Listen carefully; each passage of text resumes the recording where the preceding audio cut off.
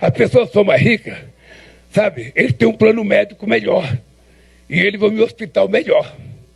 Eu, como sou presidente, eu nem preciso pagar. Eu sou presidente, eu vou em qualquer lugar, me recebem. Ninguém manda eu ficar na fila. Essa semana me ligou um companheiro de Caraguatatuba. Ele teve um problema no coração. Ele foi internado. Estava no hospital de Caraguatatuba, ou Ubatuba, não sei. Caraguá, tá? E aí ele não estava fazendo o tratamento porque o plano de saúde dele estava sendo investigado para saber se o plano dele dava conta de pagamento. Ô Cid, não era obrigação pegar o coitado, tratar e depois brigar para ver se ia pagar? Não, mas ele ficou deitado esperando. O Padilha conseguiu, por um pedido meu, levar o cara para outro hospital para operar. Muito bem, tá aí. O Lula, esse vídeo repercutiu bastante nas redes sociais, muitas críticas foram feitas por ele estar beneficiando diretamente um amigo e não tratando do problema geral da população. Eu estava vendo a repercussão política, por exemplo, a deputada federal Rosângela Moro escreveu o seguinte: enquanto isso, a menina de Jaguará do Sul e tantas outras pessoas estão ficando sem tratamento. Liga para a AGU, Lula, que é a Advocacia Geral da União. Pede para atender a todos que estão precisando de tratamento. Qual é a sua abordagem? O que chama a sua atenção nesse episódio? O que o senhor candidato faria diferente, inclusive, para resolver esses problemas de demora de atendimento e tratamento hospitalar? Primeira coisa, a mistura do público e do privado que o Lula faz, ele faz desde aquele primeiro momento, quando ele venceu a eleição em 2002, aí ele assume, ele bota aquela estrela vermelha no Palácio, acho que foi um dos momentos mais emblemáticos em que ele misturava o público com o privado ali. E vindo do Lula, honestamente, eu não esperava nada muito diferente, pediu um favor ali pra ajudar um companheiro. O que eu acho engraçado, é que acho que a melhor parte ali é o rosto de uma pessoa como a Tabata Amaral, que se vende como uma figura da nova política, novas práticas, ela é moderna e ela tá ali concordando com a prática patrimonialista do presidente, abaixando a cabeça, achando super bacana a história. O que denota isso, né? Nesses joguinhos de poder, as práticas mais bizarras e arcaicas, elas vão sendo mantidas mesmo com gente que se considera como moderno. Agora, falando do caso dele, o caso dele é muito ilustrativo do grande problema de saúde no Brasil. O grande problema de saúde no Brasil é um problema de acesso. As pessoas não conseguem ter acesso a exames, acesso a consultas, acesso a atendimento e, no final, acesso à cirurgia na velocidade que precisa. O problema do SUS, se você for fazer uma pesquisa de cabo a rabo com os usuários, é um problema ter acesso. Então, o fato das pessoas falarem, eu tô muito na fila, eu não consegui achar o médico, eu não consegui a consulta, é porque toda a organização do SUS, ela é caótica. E por mais que seja um sistema que eu acho que dá para alterar, e dado que a centralidade dele, que é um modelo único e centralizado, ela tem vamos dizer, um elemento positivo capaz de ser organizado, a primeira coisa a se fazer é acabar com o caos do acesso. E o que é o caos? Você não tem um prontuário único. Então, como você não tem prontuário único, você não consegue medir o que aquela pessoa precisa. Você não tem uma pessoa acompanhando o atendimento dela desde o início. Então, a gente paga um monte de agente de saúde da estratégia de saúde familiar, só que você não tem a obrigatoriedade daquela pessoa que vai fazer a consulta dela ou ter o acompanhamento dela numa doença a ter, vamos dizer, um agente de saúde que vai acompanhar todos os passos. Você também pode ir fazer um exame ou num hospital ou numa policlínica ou tentar ir atrás de uma UBS. Ou seja, é caótico, você não tem um fluxo. O que a gente precisa fazer é racionalizar o fluxo de entrada no SUS, que hoje não é racionalizado. Você tem equipamentos, você tem um investimento hoje, mas você não consegue organizar esse fluxo de processos. E por quê? Uma das razões, e aí isso vai chegar muito no Lula, é o fato de que você politiza isso, porque a venda de favores, por exemplo, para você ultrapassar uma fila no SUS, para você colocar alguém, é uma das coisas que vereadores e deputados fazem em todo o Brasil, especialmente nos lugares mais pobres. Então, essa racionalização e a instituição de um prontuário único é justamente para a gente colocar o acesso, que é o problema que o Lula relatou ali, como a base de um bom funcionamento do Sistema Único de Saúde. Tem algum exemplo aqui de São Paulo, já que São Paulo vai centralizar essa disputa novamente de Tarcísio de Freitas e Fernando Haddad, que o senhor possa trazer para a área de saúde e para o seu governo? Um exemplo, não especificamente essa questão do acesso, porque isso é uma questão federal para resolver, mas em termos de articulação, você tem realmente as cidades polo com hospitais e hospitais especializados. São Paulo conseguiu fazer a distribuição do modelo do SUS mais bem feito do que outras regiões do Brasil. Isso tem um mérito, e eu acho que esse mérito ele pode ser utilizado em outras regiões. Também houve parcerias público-privadas envolvendo hospitais como Einstein e como o Sírio, que administram hospitais públicos e eles são bastante funcionais, apresentam um índice de resolução bem acima da média. Acho que são dois exemplos daqui que a gente pode puxar para o resto do país. Muito bem, então indo aqui para o segundo vídeo que está rendendo muita discussão nas redes sociais, foi o comentário que Eduardo Bolsonaro fez lá nos Estados Unidos a respeito de uma declaração do Kim Kataguiri. Me parece, inclusive, que foi uma declaração do Kim Kataguiri numa entrevista que eu participei, mas a pergunta não era sobre isso, mas o Kim Kataguiri abordou o tema do desgaste do Flávio Bolsonaro em razão de alguns escândalos e falou das notícias que têm sido vinculadas na imprensa sobre um vídeo que teria resultado em crise no casamento do Flávio Bolsonaro com a sua esposa, a Fernanda Bolsonaro, e que já haveria uma estratégia de campanha pré-definida para reagir à eventual divulgação desse vídeo. E o Eduardo Bolsonaro ficou bastante irritado com esse comentário e falou em dar porrada, foi isso mesmo? Vamos assistir ao vídeo, produção. Vi o Alan ficar 3 anos sem ver os filhos, eu não consigo imaginar ficar tanto tempo assim.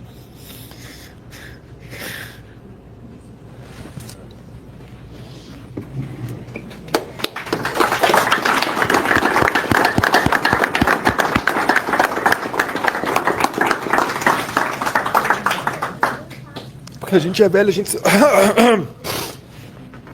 a gente segura a onda, né? Mas quando passa a condenação, quando passa as viagens internacionais, tem que tomar um monte de precaução com o Interpol, ver advogado, é caro pra caralho. E você vai pra viagem, você chega no local e, sei lá, você vai ser preso. E aí você pergunta, né, caralho, por que eu tô fazendo isso tudo? Podendo deixar os moleques em casa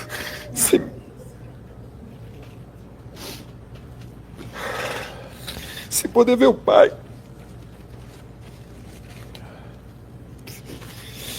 Um monte de gente ferrada aí do Rio de Janeiro, meu pai fudido. E, enfim. E aí tem que lidar ainda com os filhos da puta de direita que fica achando que a gente tá querendo se dar bem na vida. Não, quer botar o Flávio porque é da família. Vai lá então, irmão. Se candidata aí pra você ver. Não, eu sou limpinho, não vai dar nada não. É mesmo? Se candidata aí que eu quero ver. Se candidata. Do Flávio estavam falando que aparecia vídeo dele comendo russa, depois era comendo ucraniana, depois era comendo não sei quem, aí tá o Kim Kataguiri dando risada. Ninguém reparou pra olhar a Fernanda, a esposa do Flávio, que estão destruindo uma família. E os caras nem aí, falando como se fosse a coisa mais natural do mundo e dando risada. Ainda vou voltar no Brasil, dá vontade de pegar de porrada esses moleca. Mas enfim, estão brincando com o Brasil, estão achando que estão numa normalidade democrática, não, em 2030 vai ter outra eleição, em 2034 vai ter outra eleição. E a gente que só querendo o quê? É ajeitar o Brasil para meter o pé da política. Para ter uma vida minimamente tranquila, né? Onde a gente...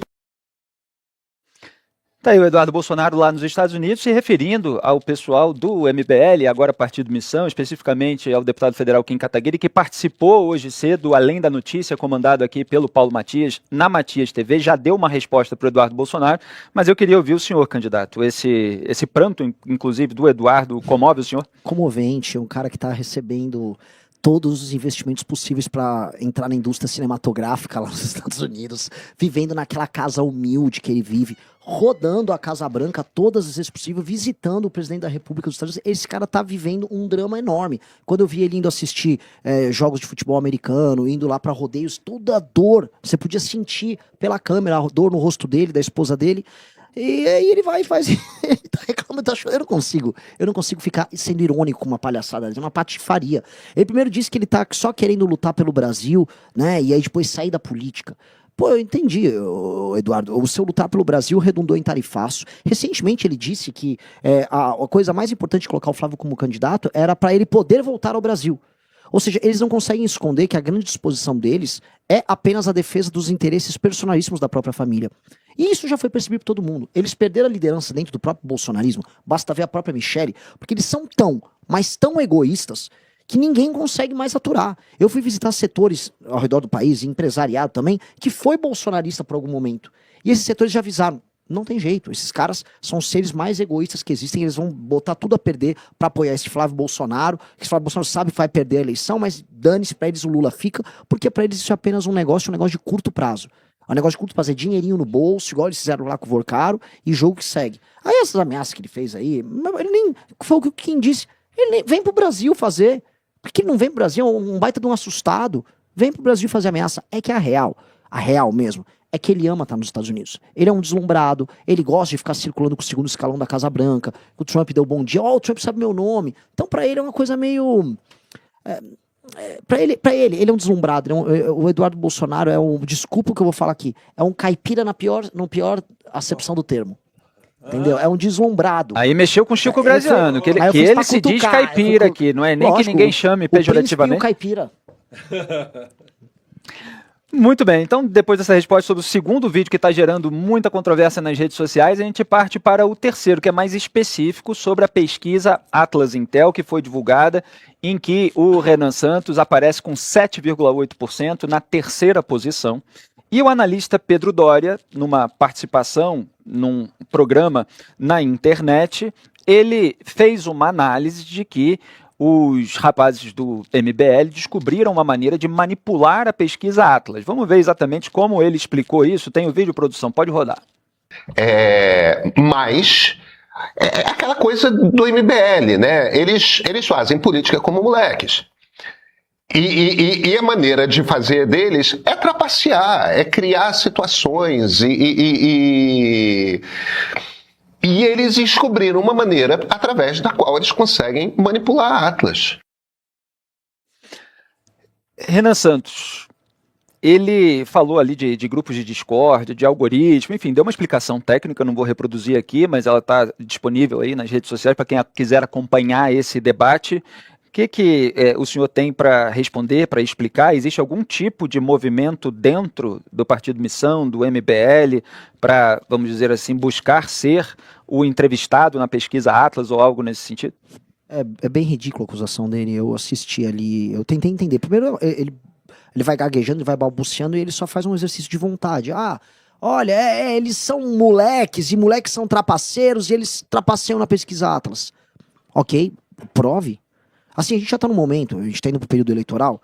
Quer fazer uma acusação? Faça. Prove. Por favor, prove. Outra pesquisa, Real Time Big Data, me deu 9%. 9%. Então eu também tô fraudando a Real Time Big Data. Qual outra pesquisa que eu tô fraudando? A Quest, que eu sou super crítico, eu aumentei demais o segundo turno. Foi o que me deu o melhor resultado no segundo turno. Fraudei também o segundo turno da Quest. Só não frauda dele, que eu sempre apareço assim, sei lá, empatado com a candidata da UP, que é um instituto meu barbante, que ele faz divulgação de pesquisa. Eu acho isso meio ridículo. Pedro Doria, prove, vá na justiça eleitoral e acabe conosco, acabe com a minha candidatura. Muito bem, depois dessa rodada com 3 vídeos, vou passar aqui a palavra para que os nossos debatedores façam perguntas também, começando por Diogo da Luz. Ô Renan, você começou falando em saúde, é um dos assuntos, além da segurança, muito importantes aqui no Brasil, a gente sabe. E esse modelo do SUS esqueceu que o Brasil tem 2.200 santas casas que eram o esteio da saúde até o SUS crescer. E esqueceu elas, começou a criar um sistema próprio, hospitais novos, muita corrupção. Você acha que tem espaço para recuperar a ação das santas casas e reduzir o custo do SUS com isso? O espaço para recuperar santas casas envolve o próprio uso bem feito da tabela SUS, que hoje tem muita defasagem. Eu não recrimino o surgimento do Sistema Único de Saúde, porque anteriormente era extremamente caótico. Quem não tivesse, por exemplo, no INAMPS, às vezes não tinha acesso nenhum a saúde, a não ser que pagasse. Então a população mais miserável não tinha esse acesso. Por mais que existem críticas liberais ao SUS, é inegável que houve uma universalização. De qualidade? Discute, a população não acha que o atendimento no SUS é bom. Dito isso, universalizou. Eu acho que agora, depois da universalização, a gente tem que melhorar a qualidade, e as Santas Casas têm um impacto fundamental, porque é elas que seguraram a onda por algumas mais de século antes do surgimento do SUS. Então tem muita Santa Casa quebrada, financeiramente destruída, que tem que tocar um modelo híbrido que envolve atendimento privado e tabela SUS. A tabela SUS tem que ser corrigida. Em São Paulo começaram a corrigir. Eu não sou apoiador do Tarcísio, mas dito isso, eles fizeram uma tabela própria aqui. E eu acho que isso ajuda a respirar esse setor. Então, eu acho que vai ter que ser híbrido, precisa ser híbrido, e sendo híbrido, o melhor uso possível é contar com hospitais e entidades que façam esse trabalho. Chico Graziano. Eu vou querer falar sobre o agro com o Renan, mas primeiro eu vou começar dizendo o seguinte, caipira nada, o Eduardo Bolsonaro é um jacu da cidade. Lá nos Estados Unidos, é um jacuzão, entendeu?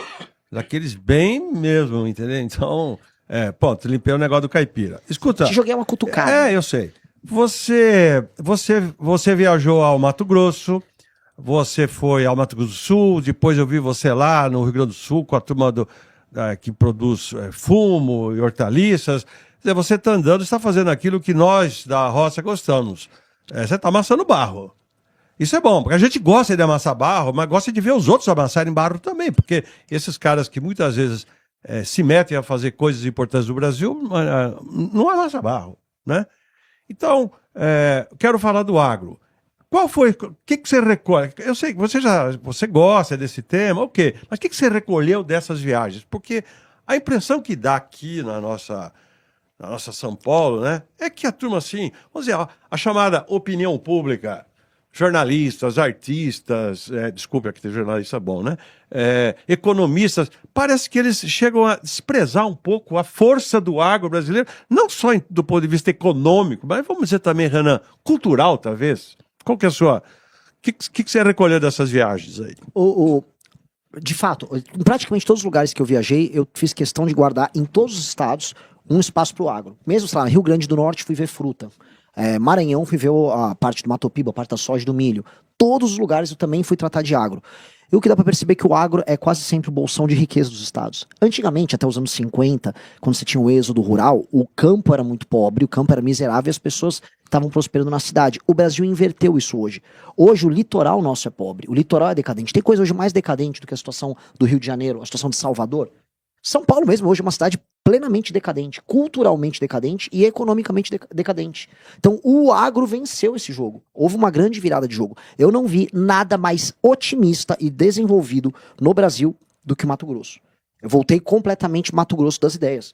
A energia do empresariado, a forma como o empresariado interferiu na classe política. A classe política, eu fui visitar Lucas do Rio Verde, Nova Mutum, Sorriso... Ela trabalha em par e passo com o agro, que já não é só agro, é agroindústria. Então, é algo muito otimista, é algo que vem funcionando. Rio Grande do Sul, que é outro lugar que a gente já pega outro problema, que são a falta é o endividamento do pequeno produtor, sabotagem institucional que acontece bastante. O Rio Grande do Sul é um estado tomado por isso. Mas o recado que a gente tem de todos os lugares existe uma espécie de uma solução geral que todo mundo pede. Segurança jurídica, crédito farto, importação de maquinário, acabar com a sabotagem que acontece de inúmeras ONGs que impedem o funcionamento do setor, que entra na questão da segurança jurídica e, por fim, infraestrutura. Infraestrutura, para quem precisa de ligação com energia elétrica, mas no geral, ferrovia, rodovia e escoamento de produção. Todo mundo falou, Renan, não precisa nem de muita política setorial. Se resolve esses elementos aqui, a gente se vira sozinho, como já vem se virando. E eu acho que essa é a energia que um governo bom tem que entrar, tem que se focar exatamente nesses temas. Gostou desse corte? Então não se esqueça de deixar seu like e de se inscrever no canal para mais vídeos como esse. Te vejo no próximo corte.